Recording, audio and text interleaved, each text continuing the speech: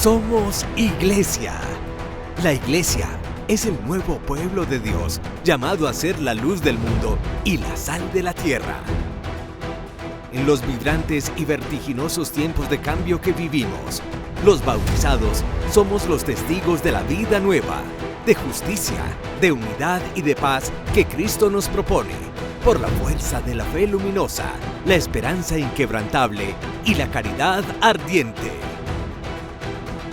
La Iglesia Católica, cuerpo vivo de Cristo, nos señala la única opción por la verdad y nos presenta el ideal existencial más alto: Jesucristo, modelo de verdadera humanidad y camino seguro de salvación y de vida eterna. Tú eres Pedro, y sobre esta piedra edificaré mi iglesia, y el poder del mal no triunfará sobre ella. Somos Iglesia.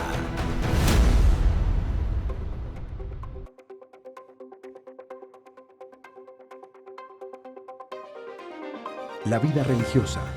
Sientes algo y piensas, vale la pena poner mi vida en esta causa.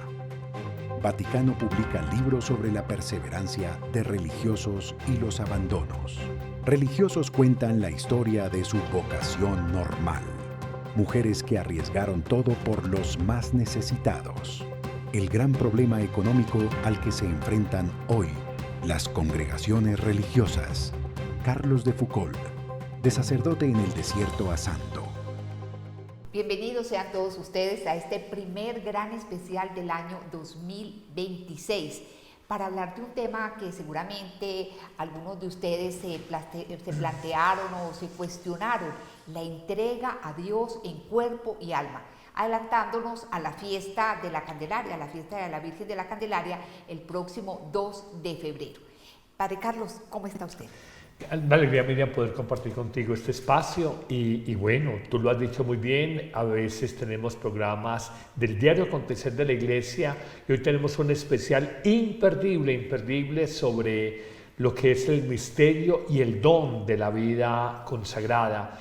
Decíamos la Virgen de la Candelaria, pero realmente la presentación del Señor en el templo, cuando a los 40 días María celebra la liturgia, 25 de diciembre nace el niño, 40 días después, del 2 de febrero, es presentado el niño para ser consagrado a Dios, también la madre para ser purificada y el niño ser rescatado, entre comillas, por la ofrenda sacrificial de unas palomitas en el caso de una familia pobre o de un cordero en el caso de una familia más acaudalada.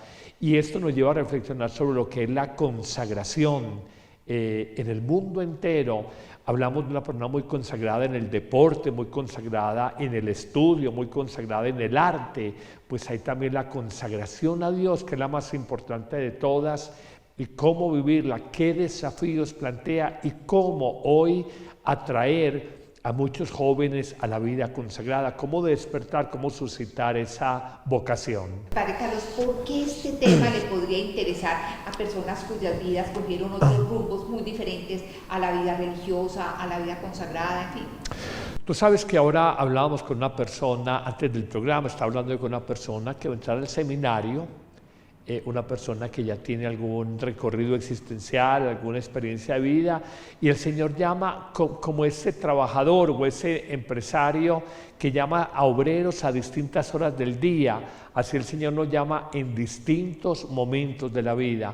Cada vez es más común que una chica o un chico a los 16, 17 años, cuando acaba su estudio de secundaria, está todavía muy inmaduro y muy poco definido para tener una opción vocacional, aunque también la hay, y a veces muy firmes, una opción vocacional por el Señor. Y cada vez es más común gente de 25, 30 años, incluso un poco más de los 30 años, que sienten ese llamado. Lo primero que hay que decir, nosotros no elegimos al Señor, Él nos elige a nosotros y simplemente nos toca responder ese llamado y es discernir, descubrir cuáles son las señales, las alertas, las huellas amorosas de Dios en la vida de un ser humano para descubrir ser verdaderamente llamado al servicio de la comunidad y ser de los amigos, no solamente siervos, sino de los amigos de Jesús. Padre Carlos, y vamos a hablar más adelante de que hay vocaciones tardías. O sea que este programa puede ser para cualquier persona, no sabemos el Señor qué planes tenga con cada uno de nosotros, ¿no? Padre Carlos, es bonito este tema, plantear este tema hoy, que es el Día de Santo Tomás de Aquino. El Día de Santo Tomás de Aquino, uno de los grandes pensadores, el gran autor de la llamada Suma Teológica, que es tal vez el más espectacular e impresionante compendio teológico que hasta ese momento, siglo XIII, se había hecho y que ha servido por 700 años, hasta antes del Concilio Vaticano II, prácticamente el texto obligado de estudio para todos los futuros sacerdotes. Era un poco la doctrina tomista condensada en esa obra magna, la llamada Suma Teológica, que a partir de preguntas y respuestas, las famosas cuestiones y disputas, el santo, el Aquinat, el doctor Angélico, nos enseñó a pensar teológicamente, a pensar sobre Dios. Pero íbamos a iniciar en forma pues este tema con un testimonio, el de María Luisa Berzosa, quien pertenece a la congregación de las Hijas de Jesús. Veamos lo que es para ella la vida consagrada. Nuestro lavoro non corrisponde. Cada año en la Jornada Mundial de la Vida Consagrada, el Papa celebra una misa en la Basílica de San Pedro para reconocer la vocación de religiosas como María Luisa Berzosa. Monja también. Sí, Es monja. esta señora es monja, es hija de Jesús. Es hija de Los teólogos Jesús, dicen que Jesús no tuvo hijos. Sí, pero tiene cada uno que se cola. ¿Has visto? Que es un modo de recordarnos a los que hemos hecho esta opción y recordar a la Iglesia y al mundo, ¿no? Que hay una opción especial por entregar la vida al Señor y a su causa, ¿no? María Luisa Berzosa es de la Congregación de las Hijas de Jesús y una de las mujeres consultoras para el sínodo, un acontecimiento que, según ella, hace más importante la celebración de la vida religiosa consagrada de este año. El sínodo a la vida consagrada nos da oportunidad de reflexionar, de revitalizar, y la vida consagrada al sínodo es un intercambio interesante, ¿no? Esta religiosa asegura que la vida consagrada sigue siendo una forma de vida muy atractiva en el mundo moderno para quienes quieren profundizar radicalmente en su relación con Jesús. Yo creo que es una atracción por la persona de Jesús, o sea, es algo personal que te toca y que ves sentido a entregar la vida a esa causa, que te fascina, como el enamoramiento, ¿no? Que algo te conmueve, te toca por dentro y dices, vale la pena que yo ponga mi vida en esta causa, ¿no? Según el Vaticano, en el mundo hay más de 630.000 religiosas consagradas, más de 130.000 religiosos sacerdotes y 50.000 religiosos no ordenados que han dedicado su vida precisamente a esta causa. Lo primero que llama la atención es ver que esta religiosa no lleva hábito, padre, y es que me he dado cuenta de que en muchas comunidades religiosas de pronto han ido cambiando algunas costumbres para hacer más atractiva la vida religiosa.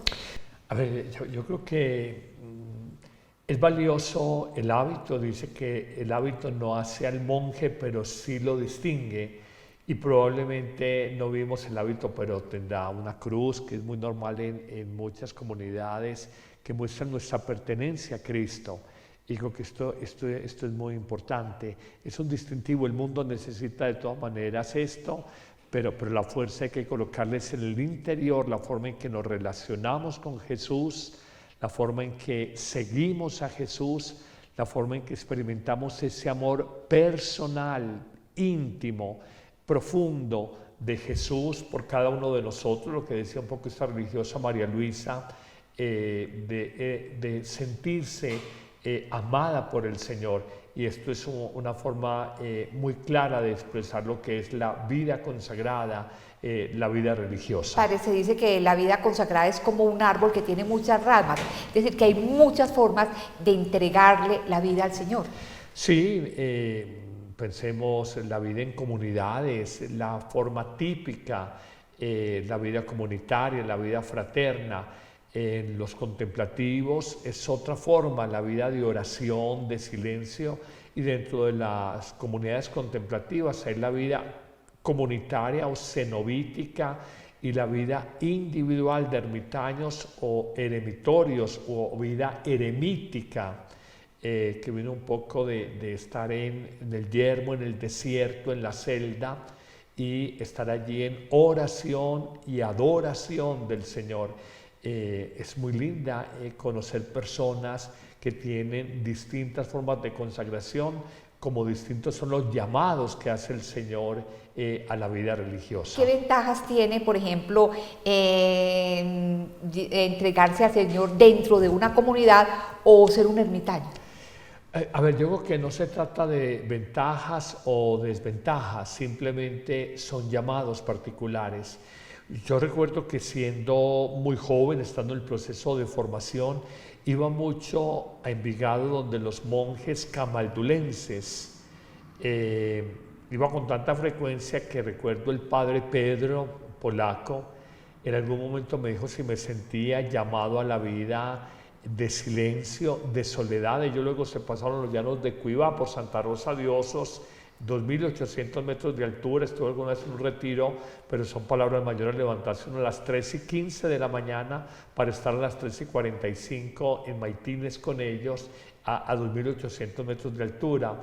Eso no es tan fácil, una vida absolutamente admirable y heroica. Entonces ellos me decían, cuando estaba empezando mi vida de formación, los visitaba porque los he admirado profundamente, siempre he admirado los contemplativos, y me decían, me preguntó el padre Pedro, que murió hace, no sé, 30 años, o tal vez más, me dijo si me sentía llamado a la vida eremítica con los camaldulenses. Le dije, no, yo los admiro mucho, pero no me siento capaz, no siento este llamado.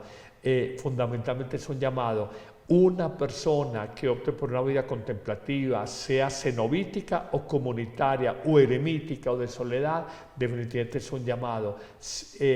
La llamada va acompañada de dones, capacidades, talentos para poder vivir un estado en la vida de consagración a Dios. Padre, aquí a Montemaría viene una religiosa que es ermitaña y vive de una manera como tan feliz que uno dice, qué vida tan admirable, ¿no? Sí, sé de quién me hablas. Es una religiosa que conozco hace muchísimos años y le admiro 3 cosas.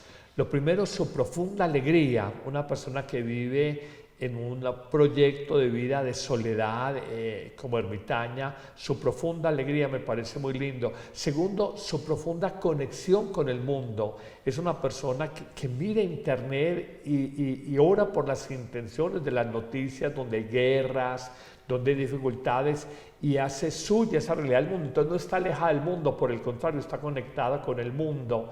Y los terceros son personas de una gran profundidad y experiencia de Dios. Entonces me parece que es muy lindo la alegría, la experiencia de Dios, esa comunión, común unión con la humanidad, viendo noticias en internet, allá donde está en ese lugar de soledad, de silencio, en su cabañita, en la montaña, que hoy la posibilidad del internet, bendito sea el Señor, y entra en comunión y hace tema de oración todas las realidades de guerra, de protesta social, de sufrimientos de la gente. Esto es un ejemplo de una verdadera vida contemplativa. Padre, ¿a qué se debe el que, por ejemplo, dentro de una comunidad religiosa entran varias personas, inician una vida una vida religiosa, pero no todas terminan, no todas se consagran, es decir, hay veces inclusive son 1 o 2? Sí, eso es como muchos se casan, pero pocos llegan a las bodas de oro matrimoniales a los 50 años. Iniciar es de todo, una frase que yo repito mucho: iniciar en la vida matrimonial, en la vida de una universidad académica, en la vida laboral, en la vida con Dios. Iniciar es de muchos, perseverar es de pocos, terminar es de santos. En la vida con Dios, terminar es de santos. Mucha gente empieza a animar un retiro espiritual, una Eucaristía, no sé qué, pero si no hay la santa perseverancia, no hay nada. A mí me encanta esta frase: la perseverancia es la virtud por medio de la cual florecen las otras virtudes. El amor solo es amor cuando es perseverante. Si el amor no es perseverante, no es verdadero amor. El perdón solo es perdón si es perseverante. El servicio solo es servicio si es perseverante. La paciencia solo es paciencia si es perseverante. De manera que en la vida religiosa muchos inician, pero ocurre como en la imagen evangélica. Siéntate a mirar si tienes con qué terminar la torre. siéntate, no sea que se rían otros y digan no alcanzó a terminar la torre que iba a construir. Tenemos que mirar si tenemos la fuerza espiritual, la fuerza moral, la fuerza de la fe, de la esperanza y del amor para vivir un compromiso de vida consagrada. Así es, Padre Carlos. Cuando una persona escucha el llamado de Dios, lo acepta porque cree que ese es el camino que lo hará feliz, que lo va a llevar a una realización, es posible que inicie una batalla espiritual. De ahí que el Vaticano sacó un libro sobre la perseverancia y los abandonos para que muchas personas que quieren consagrarse no tiren la toalla. Hoy la fidelidad es líquida y la crisis que vive la vida consagrada es la misma que se vive en las familias. Con esta afirmación, José Rodríguez Carballo describe el contexto de una realidad de la Iglesia, el abandono de la vida consagrada por parte de religiosos. De acuerdo al secretario del órgano vaticano para los institutos religiosos, en 2019 se registraron 1.600 bajas. Dice que se debe principalmente a 3 causas: crisis de fe, crisis en la vida en comunidad y crisis en la afectividad. Esta es la que generalmente en los papeles aparece como primera causa. Un religioso que se enamora de una chica o una religiosa que se enamora de un chico. Bien, es un hecho. Pero hay que ver por qué y cómo se ha llegado a eso. Y se ha llegado, en muchos casos, esto aparece clarísimo, por la falta de una fe concreta, real, por una falta de vida fraterna profunda. Identifica estas causas como la punta del iceberg de la situación e insiste en la necesidad de profundizar en la formación y en el discernimiento afectivo. La vida consagrada no es para todos, ni todos son para la vida consagrada. Y el voto de castidad es algo que se hace libremente. Pero una vez hecho, hay que intentar ser coherentes. Y no podemos buscar subterfugios. Ante esta realidad, la Congregación para los Institutos de Vida Consagrada del Vaticano ha presentado el libro El don de la fidelidad, la alegría de la perseverancia, un texto que está enfocado en 3 grandes puntos. En el primero es un poco la mirada a la realidad. El segundo es una invitación fuerte a tomar en serio la responsabilidad de cada uno en esta fidelidad y perseverancia a la que nos llama constantemente la Iglesia. Y el tercer capítulo es puramente canónico. Este último capítulo ofrece las pautas y normas para la separación de un religioso de un instituto. Monseñor Rodríguez Carballo es uno de los promotores de este texto e insiste en la necesidad de profundizar en el discernimiento vocacional. Que la vida consagrada no sea un refugio y una huida del mundo. Es una opción de vida que debe ser hecha con responsabilidad y seriedad. Un estilo de vida del cual el mundo necesita un fuerte testimonio de alegría, coherencia y esperanza. Padre, ¿cómo no engañarse? ¿Cómo saber a ciencia cierta que al poner un ladrillo en la construcción de una vida consagrada a Dios, ese edificio no va a quedar a la mitad o difícilmente se elevará? Me pareció interesantísimo lo que decía este responsable del dicasterio y de la Congregación para la Vida Consagrada. Me pareció interesantísimo. Me quedé pensando cuando habla, ¿por qué hay deserción? Entonces dice, crisis en la vida de fe, no creo en lo que celebro, no creo en esta opción de vida, crisis en la vida afectiva, enamoramiento de alguna tercera persona, cambiar el amor de Dios por el amor humano, al final nos daremos cuenta que fue de pronto un engaño, y crisis de la vida comunitaria, falta de fraternidad. Me parece muy interesante lo que planteaba. Y él hablaba de una palabra fundamental, discernimiento. El discernimiento es entender a la luz del Espíritu la voluntad de Dios. Uno en esto no puede tomar decisiones. El discernimiento necesita tiempo, no puede ser una cuestión apresurada, no es una cuestión emotiva o emocional, sino que necesita tiempo. Necesita oración, una y otra vez pensarlo, el Señor me está llamando, la exigencia que implica esto, bajarle al romanticismo. A veces la gente se ve románticamente con un hábito, en un altar, pero ya es mirar el día a día de una religiosa o de un sacerdote y uno decir, yo me siento llamado y me apasiona este estilo de vida. De manera que ese discernimiento implica tiempo, implica oración, implica acompañamiento espiritual, porque uno no puede ser juez y parte.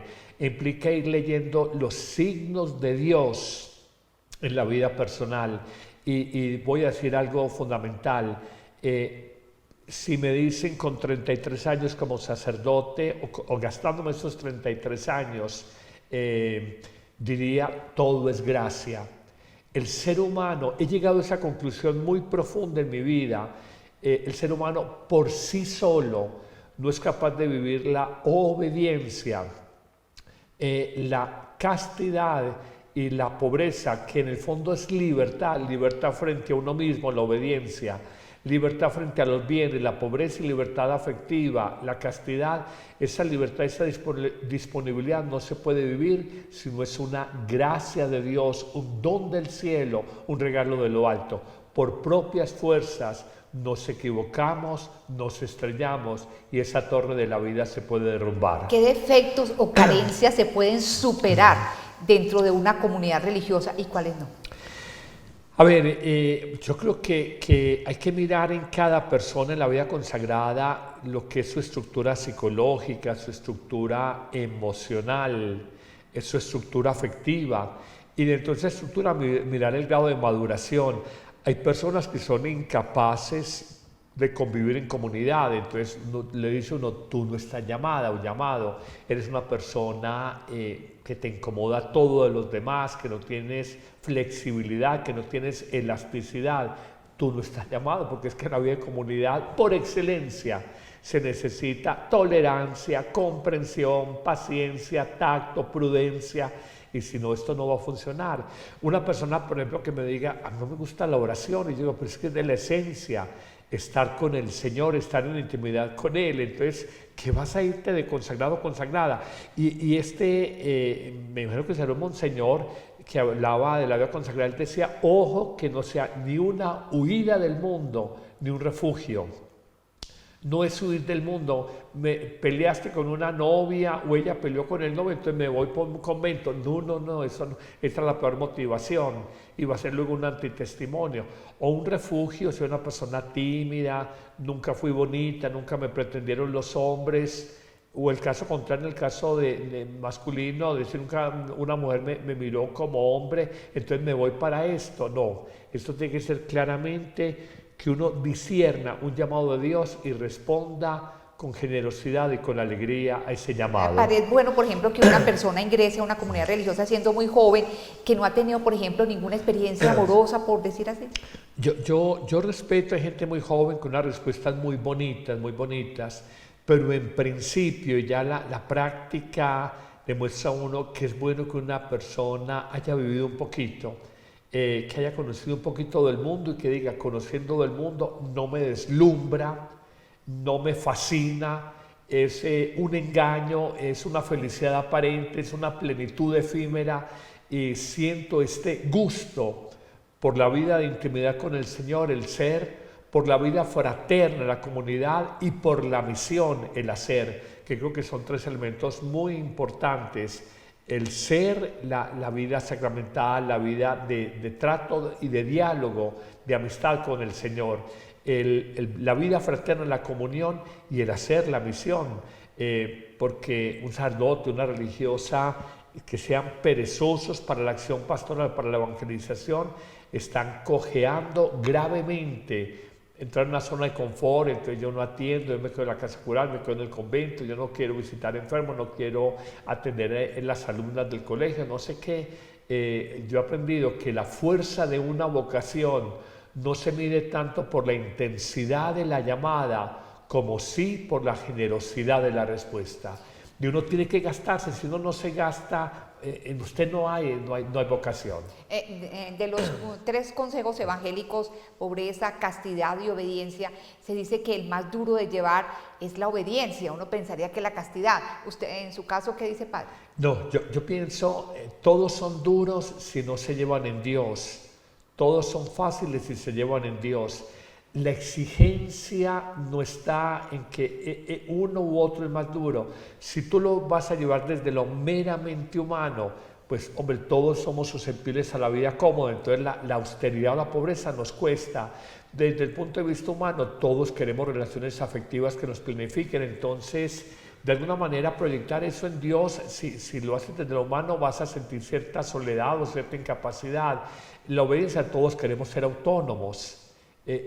Lo humano es la autonomía, la afectividad, proyectar en otra persona y el sentido de apropiarnos de tener unos bienes, una seguridad, eso es lo humano. La opción de fe te lleva, aunque tengas bienes, seas libre frente a ellos, aunque tengas muchas amistades humanas, seas libre frente a ellas, y aunque tengas una obediencia, pero dentro de estos 3 votos en la vida religiosa o consejos evangélicos, nosotros como diocesanos, excepto el de obediencia, hay que mirarlo como disponibilidad y como libertad, Nadie más libre que Juan XXIII, un papa simple, pobre, o el mismo Papa Francisco, viviendo en el Vaticano, donde hay mármoles, vitrales, frescos, edificios muy bonitos, de mucho lujo, pero ellos con mucha libertad. No es la posesión de bienes que uno tenga, es la libertad que uno maneje frente a los bienes. No son las amistades que tú tengas, es la libertad afectiva. Al hablar de castidad, estamos hablando de asexualidad y cómo vivir, digamos, de cara a Dios la sexualidad dentro de una comunidad religiosa. A ver, nunca es asexualidad. El ser humano es sexuado. Soltera, soltero, casado, casada, viudo, viudo, consagrado, consagrado.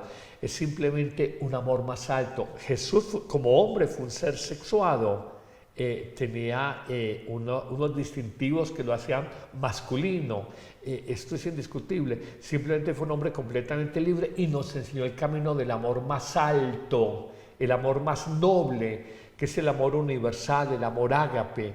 Yo estoy convencido que aquí acompañamos muchos retiros de parejas, aquí en esta casa de encuentro Montemaría. Uno ve la lucha de la vida de pareja y aún de su vida íntima. Uno aprende a conocer esa conflictividad. A veces hay cansancio en la vida sexual, hay rutina, hay falta de diálogo en esa vida de intimidad, hay a veces falta de tacto, de estímulo frente a la otra persona, hay egoísmo en la vida de intimidad entre un esposo y una esposa. Yo te lo digo, hoy por hoy, tal vez hace 30 años no lo tenía tan claramente visualizado, pero hoy por hoy descubro que el celibato, que mucha sociedad secular cuestiona y discute, es la forma más elevada y más noble del amor humano. Jesús, que es el hombre perfectamente acabado, perfectamente libre, vivió un amor celibatario, un amor virginal que le permitió un amor universal frente a todos. Lo que hoy nos venden las series de Netflix, llegaron a un cuarto y enseguida como comiendo pollo y se desprezan y se desnudan y no sé qué, es pura propaganda cultural. El ser humano es más que esto. Claro que es valiosa la opción en la vida sexual, en los matrimonios y en muchísimas personas, pero que la vida consagrada, el celibato es una opción. Hoy más que nunca creo en esta opción y la veo como una opción que se puede ir con alegría y con plenitud existencial. Continuemos escuchando testimonios. Tenemos aquí un grupito de religiosos que nos cuentan cómo ha sido esto de atender la llamada del Señor. La llamada a la vida religiosa no siempre llega después de una espectacular conversión. Lo más común es que Dios toque a aquellos que ya llevan un recorrido cristiano que culmina con la entrega como consagrados. Es lo que le sucedió a Sorana, que descubrió en su día a día que Dios quería algo más de ella. Así dejó su Eslovaquia natal para unirse a las Hijas de la Caridad de San Vicente de Paúl. Avevo una vita normale da studente. Tenía una vida normal como estudiante, mis amigos de la universidad, mis gustos, mis intereses y también mis obligaciones. Una vida normal. No siempre Dios llama a personas ajenas, por así decir. No recibí una llamada por teléfono, sino que me atrajo una persona a la que finalmente me entregué por completo. Este joven fraile carmelita vivió una experiencia similar. Mientras estudiaba, acudió a una ordenación sacerdotal y allí descubrió su vocación. Durante la misa escuché la voz de Dios diciendo mi nombre. Sentí como una sacudida, algo que me empujaba. Era el empuje de Cristo que me llamaba a seguir sus pasos. Estos religiosos explican que su vocación llegó como consecuencia de su constante vida cristiana. A través del discernimiento y la oración llegaron a encontrar la llamada de Dios en su historia. Dios no nos atrae a cosas totalmente extrañas y que vayan en contra de los deseos de nuestro corazón. Al contrario, es a través de los deseos del corazón como Él nos atrae. Incluso nos llama a la vida consagrada porque nos gusta. No lo hacemos porque lo odiemos y no queramos hacerlo. Cada año se celebra en estas fechas la Jornada Mundial de la Vida Consagrada, un día para agradecer las vocaciones, las de todo tipo, sobre todo las de aquellos con una vida normal que sencillamente buscaban algo más. Personas con una vida normal que seguramente buscaban algo más. Padre Carlos, tengo una serie de preguntas cortas. A ver, ¿la vida consagrada es una tortura? Nunca, nunca. Si es tortura, no es verdadero llamado de Dios. La vida consagrada es plenitud de vida. Pero bueno, padre, porque uno escucha o hay testimonios en la internet de personas que hablan cosas pestes, por decirlo así, de comunidades religiosas. ¿Qué puede haber pasado? A ver, yo creo que pueden haber de lado y lado. Primero, una persona no tenía el llamado. Se creyó llamada, pero realmente no tenía. Segundo, hubo rebeldía, hubo falta de docilidad a la acción del Espíritu. Y tres, pudo haber habido de parte de una institución que está formada por seres humanos, violencias psicológicas, maltratos, lo pudo haber habido también. Pero mira, coloquemos esto en un orden más universal, que es la vida matrimonial y que la gente entienda mejor. No se invalida la belleza y la verdad del matrimonio por una pareja que se peleaban a golpes. No se invalida la belleza y la verdad de la vida consagrada por alguien que dice, me salí con dolor porque hubo una superior que me maltrató, que no sé qué. Lo hay, esto es cierto, pero esto no invalida, repito, la belleza, la bondad y la verdad de la vida consagrada. ¿Es la vida consagrada solo para jóvenes? No, en principio el Señor nos llama al comenzar la vida, pero acuérdate que también llamó al mediodía a sus trabajadores, a media tarde y al final de la tarde. Yo tuve un compañero, él fue casado, enviudó, tuvo hijos, crecieron, los hijos tenían nietos y él se sintió llamado a la vida sacerdotal. Ya en la madurez de su vida, tenía 55, 60 años y entró al seminario y era un hombre bien adulto con muchachos muy jóvenes. Lo recuerdo, no quiero decir su nombre, pero lo recuerdo perfectamente. El diaconado permanente se exige que sean casados, esposos, que la esposa apruebe, que él esté en el proceso de formación para el llamado diaconado permanente, que es una forma de consagración en la vida matrimonial y en la vida a Dios, de manera que no, viudos que han estado y personas mayores, normalmente son jóvenes, pero también hay gente un poco más adulta y hoy se ve más esto. ¿Habrá un límite, es decir, hasta el cual, digamos, las comunidades acepten a una persona? Sí, a ver, no es un límite establecido canónicamente, sino que la sabiduría del tiempo muestra que una persona por encima de 35 años, de 40, a veces ya tiene estructuras psicológicas, afectivas, emocionales muy definidas. Entonces es una persona menos dúctil para la formación y que de pronto ha trasegado por muchas etapas en la vida y uno dice, será inmadurez, será inestabilidad. Y esto es parte del proceso de discernimiento que debe hacer un promotor vocacional con una persona treintañera o cuarentañera, es parte del discernimiento vocacional que debe de hacer. Las comunidades religiosas tienen diferentes carismas. ¿Cómo saber elegir para uno no equivocarse? Una buena pregunta, sí. Una comunidad surge a partir de un carisma fundacional y tú puedes decir en el llamado del Señor, por ejemplo, me decían, padre, ¿usted se sintió llamado a la vida religiosa o consagrada como religioso? Dije, no, yo me sentí más llamado a vivir una vida parroquial, una vida con la comunidad de laicos. De hecho, buena parte de mi ministerio he estado siempre muy acompañado de laicado y acompañando muchos movimientos laicales. Ese es un llamado específico. Yo respeto mucho la vida comunitaria, pero nunca me sentí llamado a vivir una comunidad religiosa. Franciscanos, salesianos, jesuitas, claretianos. No, me sentí bañado en la vida diocesana y cada persona va sintiendo, uno con los enfermos, otros en la educación, otros con los jóvenes, otros con prostitutas, otros con el mundo universitario, otros contemplativos, sí. Es un llamado que uno va haciendo el discernimiento primero general, pero se va focalizando, se va estrechando o determinando ese llamado, especificando la especificidad del llamado. A finales del año pasado, el Papa León XIV se reunió con un grupo de religiosas de diferentes comunidades y las llamó mujeres extraordinarias por el papel que cumplen con las personas necesitadas. Durante una audiencia en el Vaticano, el Papa León XIV se reunió con las hermanas de Santa Catalina, Virgen y Mártir, las misioneras salesianas de María Inmaculada, las hermanas de San Pablo de Chartres y las carmelitas descalzas de Tierra Santa. A todas ellas les dirigió estas palabras.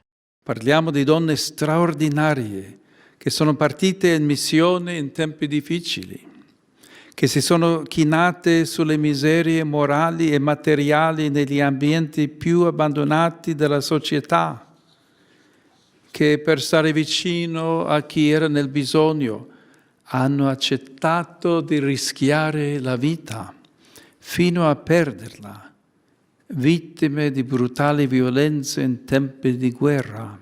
Mencionó ejemplos como María Gertrudis de la Preciosa Sangre, Marianne de Tilly y Santa Teresa de Ávila, a quienes describió como mujeres fuertes y valientes que abrieron el camino a muchas otras y que hoy siguen siendo un modelo de mujeres generosas. El pontífice también saludó de manera especial a las carmelitas descalzas de Tierra Santa.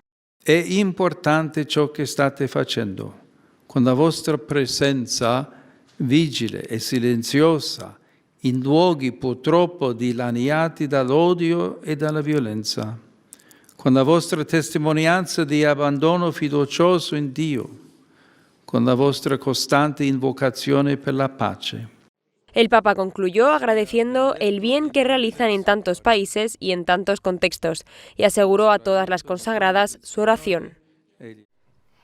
Bueno, veíamos, Padre Carlos, que en este encuentro de las religiosas con el Papa León XIV, la mayoría eran ya de avanzada edad, ya maduras.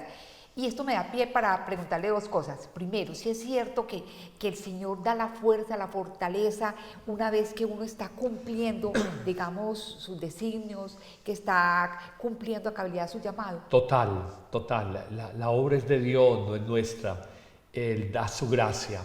Cuando en el rito de ordenación hay una frase muy bonita, que se ha vuelto frase hasta en películas: el Señor que ha empezado en ti esta buena obra, el Señor que ha empezado en ti esta buena obra, Él mismo la lleva a feliz término.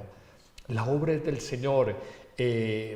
Cuando uno hace retiros para futuros sacerdotes, le expresan a uno en su juventud: padre, ya me voy a ordenar sacerdote, tengo miedo de faltar a algunos de los deberes en mi vida como consagrado, y le digo: confíate a Dios. Si es por tus fuerzas humanas no vas a ser capaces, pero si es apoyado en Dios vas a salir adelante. Estas religiosas que se ven curtidas en años y en experiencias y tal vez en cansancios, ¿quién las ha sostenido? Sino la gracia de Dios. Y hoy nos cuesta mucho porque el ser humano es es lo que yo sea capaz, lo que yo puedo, yo de pura voluntariedad voy a ser capaz, y ese es un total engaño.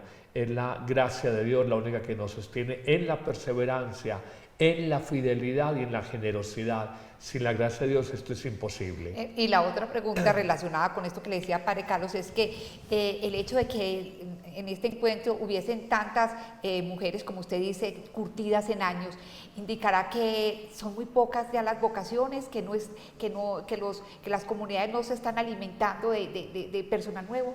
No sé el contexto en el que invitan a esta realidad, porque pueden ser superiores de comunidades. Entonces son personas que ya tienen un recorrido existencial, personas mayores, maduras, sabias, o puede ser también el contexto de que no tienen muchas vocaciones. A ver, el Señor no deja de llamar, siempre estará llamando. Se habla de un invierno vocacional hoy en día. Hay algo de verdad en eso, en el sentido de que las cifras lo indican, pero estoy convencido que la obra es de Dios. Y sabemos que Él sigue llamando. Como conozco comunidades que tienen una juventud perenne, donde una fundadora tiene 45 o 50 años y hay un grupo grande de decenas de jovencitas que desean seguir al Señor, igual en experiencias masculinas. Conozco una experiencia aquí muy bonita en Girardota, los carmelitas contemplativos, conozco las comunicadoras eucarísticas del Padre Celestial en el Valle del Cauca. No, el Señor no deja de llamar y Él va mostrando camino. Las hijas del FIAD aquí en San Vicente, en Antioquia. No, el Señor sigue llamando. Nos quedamos a veces con que hay el invierno vocacional. También tenemos que revisar las estructuras, si atraemos con nuestro testimonio de vida, y también entender que hoy hay familias muy secularizadas donde no hay, digamos, la formación cristiana, donde no hay esa mirada de un proyecto de vida como servicio. Me decía una maestra de novicias de una comunidad importante aquí en Antioquia, me decía: lo primero, cuando yo empecé en mi vida religiosa 30 años atrás, era ir al Santísimo, a la capilla y estar con el amado, con el Señor. Hoy llega una chica y lo mismo que le pido a uno: hermana, ¿cuál es la clave del Wi-Fi para conectarme a mi celular? Entonces es un cambio de mentalidad. Nosotros fuimos formados para el sacerdocio para toda la vida. Hoy oyes un joven sacerdote y dice: si me aburro me salgo, estudio psicología y me pongo de psicólogo. Nos parece que esto es como de tirar y poner, pero igual está en la vida matrimonial. Las grandes crisis matrimoniales no se dan necesariamente en matrimonios de 40 años, se da en los primeros 10 años del matrimonio, y la gran crisis o deserción en la vida sacerdotal se da en los primeros 10 años. Porque el sacerdote tenía unas expectativas y encontró otras, y tal vez no tuvo, no sé, la madurez, el compromiso, el discernimiento para asumir un estado de vida que a mí me parece que, si uno es llamado, es un estado ideal. Si a mí me preguntaran: ¿usted volvería a ser sacerdote? 1 y 1000 veces. Con todo lo bonito y lo difícil que he vivido, 1 y 1000 veces volvería a ser sacerdote de Cristo. Bueno, alguien decía, Padre, que dentro de la vida consagrada no van a faltar las crisis, pero que obviamente que hay que contar con que el Señor lleva el proceso. Como en la vida matrimonial hay crisis, como en la vida laboral hay crisis. ¿Qué pasa si un religioso, una religiosa, por X o Y motivo, quiere retirarse de la comunidad? ¿Sería esto como una falta contra el Señor, una falta grave? Hay que discernir y distinguir, porque es el retiro. Yo conozco religiosas que dicen: pido una dispensa porque quiero acompañar a mi madre que está, no sé, enferma, está en un periodo no sé qué, no hay quien la acompañe. Eso es completamente humano. Como otra persona dice: pido una dispensa porque encontré el amor, dirá ella, de un hombre, entonces me voy a casar con él. Hay que distinguir como cada caso.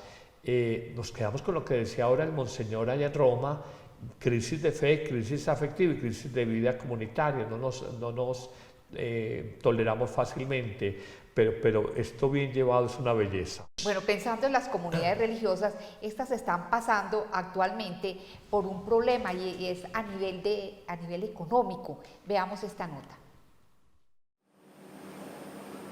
Las congregaciones religiosas están ante el mayor desafío financiero de las últimas décadas. tienen a su cargo edificios históricos que requieren una manutención costosa. Y no solo eso, los miembros de estas instituciones son cada vez más ancianos y sus pensiones no cubren los gastos necesarios. Además, quienes se encargan de la gestión económica tienen poca experiencia. Es por ello que algunos prefieren recurrir a empresas externas como CaixaBank, que les ayuden a realizar un plan financiero estratégico a corto, medio y largo plazo.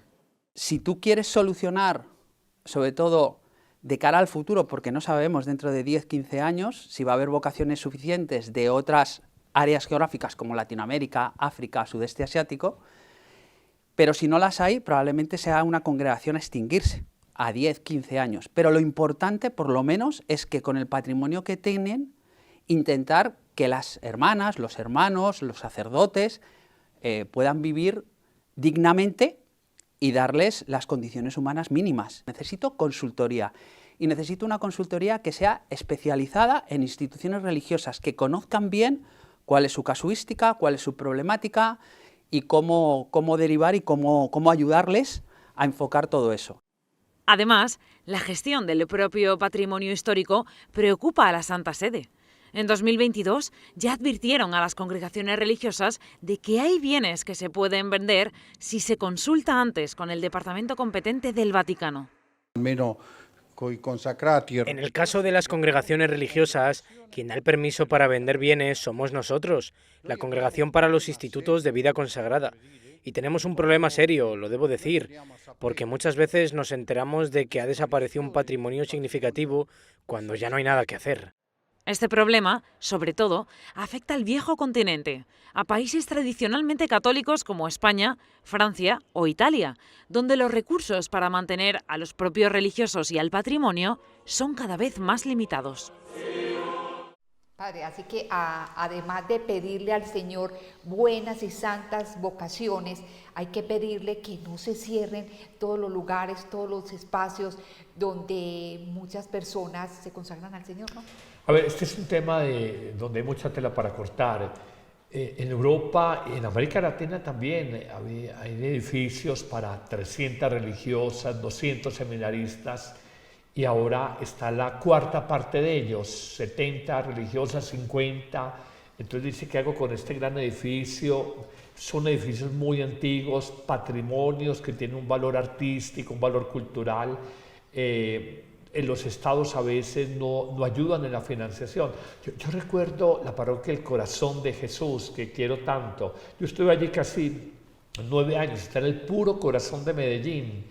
En la parroquia, por toda la congestión vehicular, y está en el corazón de la ciudad de Medellín, hubo un proceso de meteorización del ladrillo externo, que es un ladrillo a la vista, y con la Fundación Ferrocarril de Antioquia. Cuando yo llegué en el año 2008, me dijeron, padre, tenemos un estudio para restaurar el Templo del Corazón de Jesús. Y le dije, perfecto, maravilloso. ¿Qué vale la restauración? Entonces me dijo, padre, vale $1 millón. Yo casi me voy para atrás. $1 millón. Yo dije, Dios mío, ¿cuántas empanadas tengo que vender y cuántos bazares hay que hacer para esto? Y yo me hice una reflexión, o dedico mi sacerdocio a conseguir $1 millón para restaurar la parroquia del Corazón de Jesús, o dedico mi sacerdocio a las almas, a los habitantes de calle que había allá, a la predicación, que es, digamos, el don que Dios le ha dado a uno. Y yo dije, no, para esto basta una ayuda de una fundación, lo que sea. Y quien creyera, del gobierno nunca recibimos nada, promesas sí, de lo público, pero los comerciantes del sector nos ayudaron y pusimos el templo muy bonito por dentro y un poco protegido por fuera, sin invertir $1 millón, pero invirtiendo mucho en las almas. Esto es un desafío. Los grandes edificios se están volviendo elefantes blancos. Las parroquias donde Jesús figura en las más bonitas de entre las 350 o 345 parroquias de la Arquidiócesis de Medellín. Es un patrimonio cultural y artístico único, pero es la lluvia ácida de todo este proceso de contaminación. Es el desafío para párrocos, para comunidades, para monasterios, conventos, catedrales. El Señor nos ayude y nos muestre una verdad. más importante que el edificio material es el edificio espiritual, los corazones, las almas, a ser discípulos de Cristo de las personas. Bueno, Padre Carlos, vamos a finalizar el programa con el testimonio de un gran santo.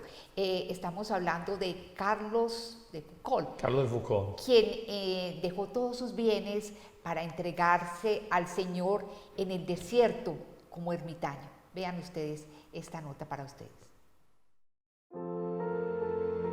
Charles de Foucauld fue un sacerdote francés que abandonó una vida aristocrática para vivir en el desierto argelino. Y aunque vivió al margen de la sociedad durante la mayor parte de su ministerio sacerdotal, unas 20 congregaciones y otros grupos religiosos se inspiran hoy en la vida del ermitaño del Sáhara. Y es que a pesar de vivir entre los más pobres y abandonados, seguía estrechando lazos con comunidades católicas dentro y fuera de Francia. Pensiamo che fosse un eremita. Tenemos miles y miles de cartas de Charles de Foucauld, que tenía toda una red de correspondencia, y esto explica en parte cómo solo 10 años después de su muerte se abre la solicitud para iniciar su canonización. Dado que la mayoría de los milagros que conducen a las canonizaciones son curaciones milagrosas, el padre Bernard dice que el segundo milagro atribuido a la intercesión de Foucauld fue bastante inusual.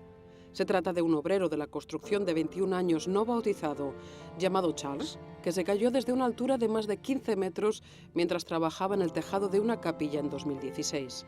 Ocurrió en la ciudad donde había vivido Foucauld y precisamente la víspera del centenario de su muerte. Los médicos dijeron que científicamente no podían explicarse que sobreviviera. Con esta coincidencia del momento, del lugar y de este joven que se llama Carlos y no está bautizado, reconocimos que esta gracia, este milagro, era de Dios por intercesión del beato Charles de Foucauld y que iba a servir para proclamarlo santo. Aunque Foucauld murió hace más de 100 años, el padre Bernard dice que el ejemplo de su vida, comprometiéndose con personas de otras religiones y atendiendo a los desatendidos, sigue siendo relevante hoy en día. Charles de Foucauld nos enseña que debemos tener el corazón y la mente muy abiertos a todos, pero también que para dialogar con la vida, nuestra identidad cristiana debe ser fuerte. Revolucionario a su manera, la vida de Charles de Foucauld demuestra que la santidad puede encontrarse en cualquier lugar, incluso en el desierto.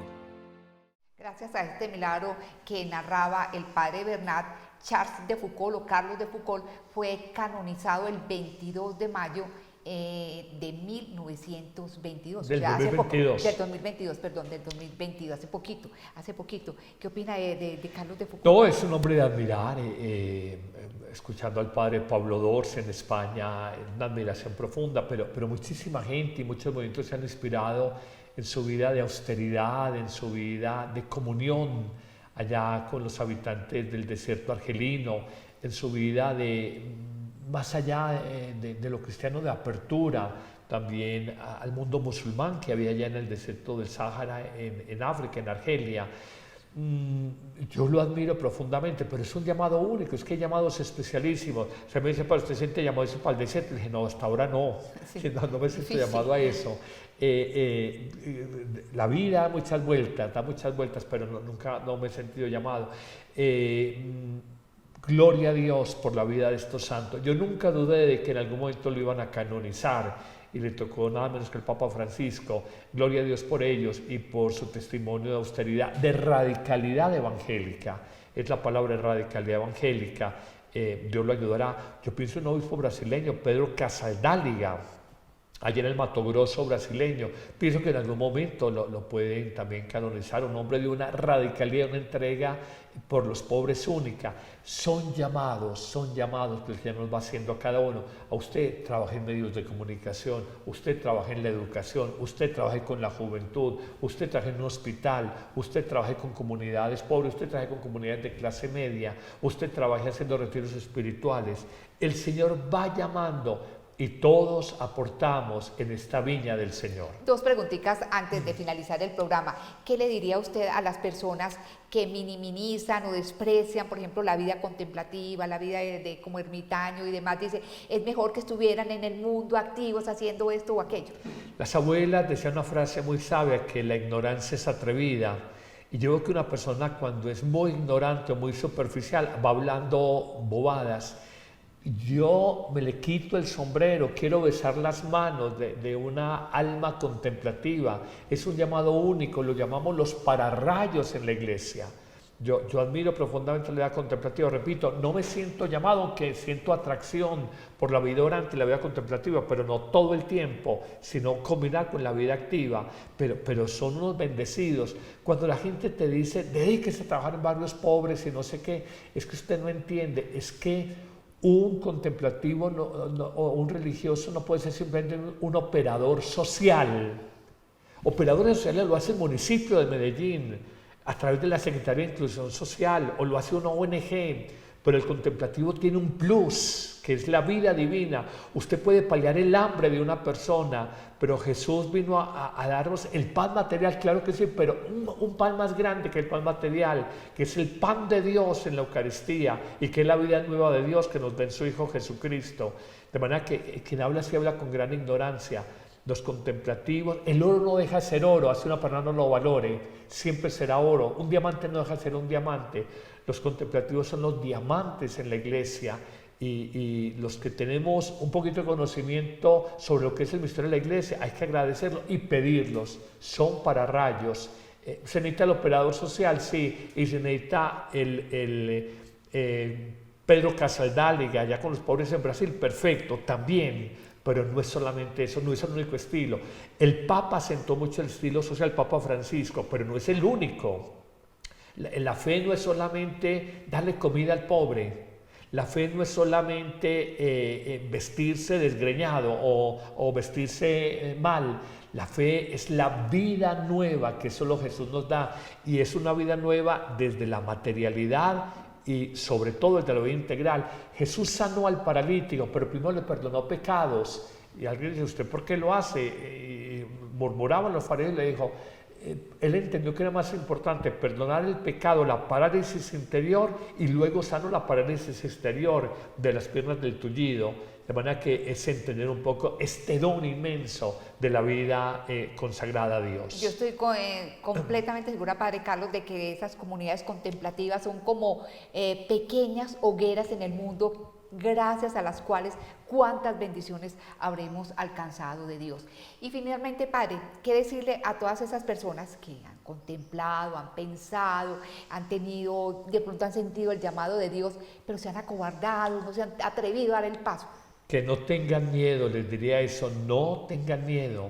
Les diría, no sé, muchos proyectos de Dios se han detenido por dudas, por cálculos humanos, por dejar la zona de confort, de seguridad. Yo veo que mucha gente dormita con una silenciosa insatisfacción en su vida, en medio de unas comodidades materiales que acumularon, unas seguridades humanas, pero no se arriesgaron.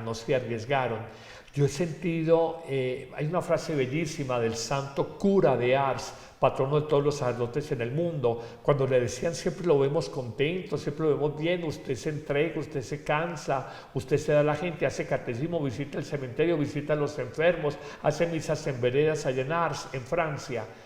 ¿Qué dice? Y él daba una respuesta, se está siempre bien allí donde uno se entrega totalmente. La persona que se reserva, que se guarda, que entra en una zona de comodidad, en el fondo es una duda existencial y un miedo a dejar su comodidad. Esto necesita un salto en el vacío, que es el salto de fe, el que dio Abraham, el que dio los grandes patriarcas, el que dio Moisés. Es que es un salto al vacío, en la seguridad, no el vacío, es la plenitud de la vida en Dios la que nos espera.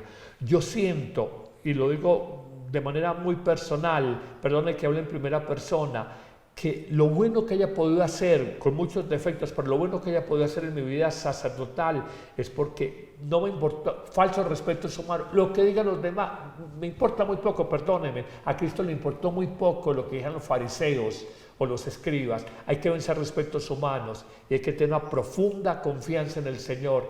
El miedo ha paralizado y ha bloqueado muchos proyectos de Dios en la vida de una persona, y murieron o envejecieron con una insatisfacción. Yo pude haber dado más y no lo di, me guardé. Esto es un llamado a que nosotros le digamos sí al Señor y versamos miedos, dudas y inseguridades y salgamos de la zona de confort. Bueno, Padre Carlos, hemos llegado pues así al final de este gran especial hablando sobre la vida consagrada, sobre la entrega a Dios. En el próximo entrega de este programa, o sea, estamos hablando ya del 7 de febrero, tendremos otro gran especial adelantándonos a la Jornada Mundial del Enfermo que se realiza el 11 de febrero, Día de la Virgen de Lourdes. Así que los esperamos. Muchísimas gracias de nuevo, Padre Carlos. Muchísimas gracias a Ron Reports, a Men Comunicaciones y a todos ustedes que tan gentilmente nos reciben en donde se encuentren. Que estén muy bien. Qué alegría haber compartido con ustedes este espacio. Lo he disfrutado mucho, Miriam. Y de verdad, oremos por los consagrados. El mundo cuánto los necesita. Dios los bendiga a todos.